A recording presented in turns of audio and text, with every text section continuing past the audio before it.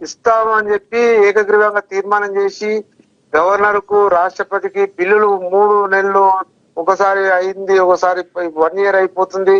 మరి బిల్లులు అన్ని కూడా కేంద్ర ప్రభుత్వ పరిధిలో ఉంటాయి. గవర్నర్ గాని రాష్ట్రపతి గాని వాళ్ళకి సంబంధించిన వ్యక్తి వాళ్ళు సంతకాలు పెడితే ఈ రోజు 42% రిజర్వేషన్లు అవుతాయి.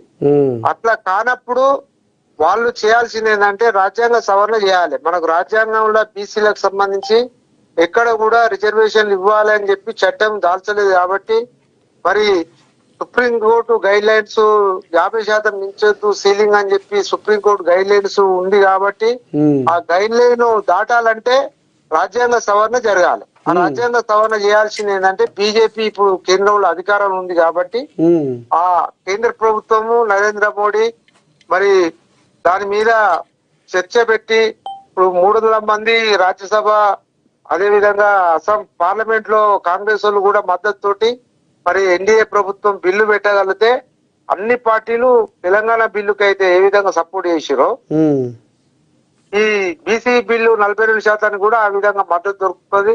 మరి ఇప్పటికే బీసీ పిల్లలు చాలా మంది విద్యా ఉద్యోగాలలో వెనుకబడ్డారు. ఈరోజు ఈడబ్ల్యూఎస్ రిజర్వేషన్లకు సంబంధించి కేంద్ర ప్రభుత్వము ఎవరు అడగ ముందుకే పార్లమెంట్ లో 3 రోజుల బిల్లు పెట్టి వాళ్ళకు ఈడబ్ల్యూఎస్ రిజర్వేషన్లు ఇచ్చి విద్యా ఉద్యోగాల్లో ఈ రోజు మొన్న జరిగిన గ్రూప్ 1 ఉద్యోగ నియామకాల్లో మరి వాళ్ళ శాతం దాదాపు 200 వరకు ఈడబ్ల్యూఎస్ సంబంధించిన పిల్లలు మరి గ్రూప్ 1 ఉద్యోగాలు సాధించడం జరిగింది. మరి బీసీలకు సంబంధించి ఈడబ్ల్యూఎస్ వాళ్ళకంటే ఎక్కువ మార్కులు వచ్చినా కూడా మరి మొన్న ఎగ్జామ్ లో వాళ్ళ ఫలితాలు రాక ఉద్యోగాలు రాక నిరాశ నిస్పృహలకు గురయ్యారు కాబట్టి మా వాటా ఎంతనో మాకంత మేము దాదాపు 60% ఉన్నాం. 60%కి 42% రిజర్వేషన్లు ఇవ్వడానికి వాళ్ళకి ఇబ్బంది ఏముంది? ఈ దేశము గణతంత్ర దేశం. ఇక్కడ గణతంత్రం అంటే ఎవరి లెక్క ఎంతో వాళ్ళకంత వాటా అని చెప్పి మనకు భారత రాజ్యాంగం గణతంత్ర దినోత్సవం అంబేద్కర్ రాసిన రాజ్యాంగం అమలైన కాంచెలి ఇప్పటి వరకు బీసీలకు బీసీ పిల్లలకు ఉద్యోగాల రాజకీయాల అన్యాయమే జరుగుతుంది. ఒక మంగళాయన దేశానికి నాగరిక సమాజం కోసం సేవ చేస్తే కనీసం వార్డ్ నెంబర్ కాలేని పరిస్థితి. ఒక ఒడ్డరాయన మరి ఈ రోజు బండలు కొట్టి కొండలను పిండి చేసి దారులు రహదారులు వేస్తే వాళ్ళు కనీసం ఒక సర్పంచ్ కాలేని పరిస్థితి. ఒక విశ్వకర్మ ఈ దేశానికి కొలిమి తిప్పి మరి నాగల్ నుండి చేతి వృత్తులకు సంబంధించిన పనులు చేస్తే కనీసం గ్రామాలలో వాళ్ళు ఒక ఎంపీటీసీ కాలేని పరిస్థితి ఉంది.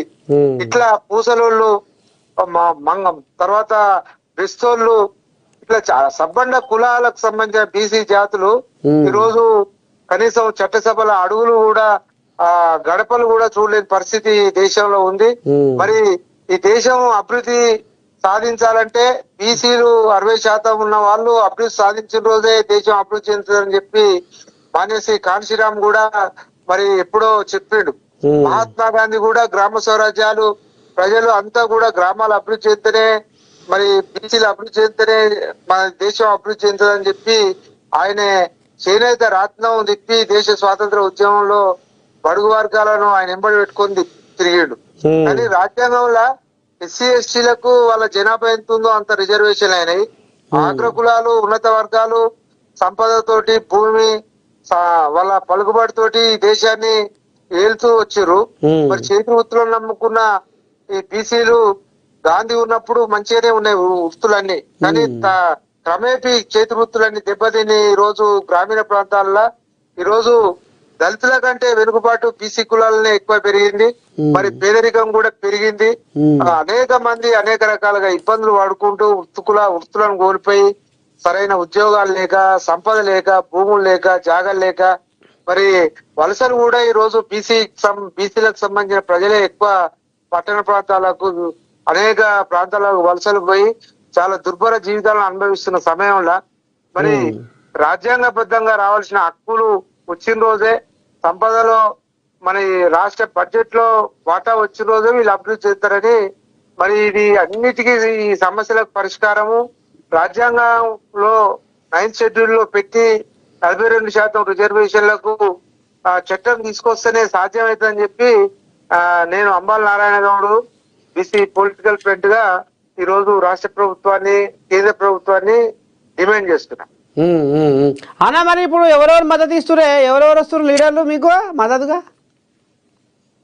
రాష్ట్ర మద్దతుగా ప్రజలే మద్దతు, బీసీ సమాజం మద్దతు.